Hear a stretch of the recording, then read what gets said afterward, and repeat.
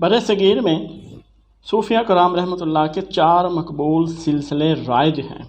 چشتیہ سلسلہ، اس سلسلے کے سب سے بڑے بزرگ حضرت معین الدین چشتی رحمۃ اللہ تھے، انہوں نے اجمیر میں قیام فرمایا۔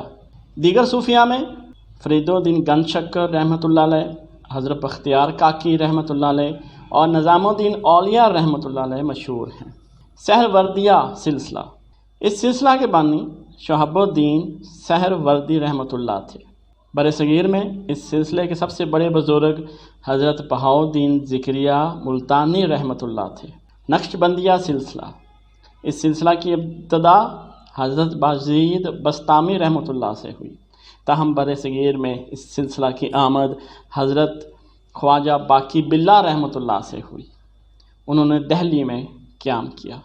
قادریہ سلسلہ، اس سلسلہ کے عظیم بزرگ حضرت عبد القادر جیلانی رحمۃ اللہ تھے، جو بغداد میں مقیم تھے۔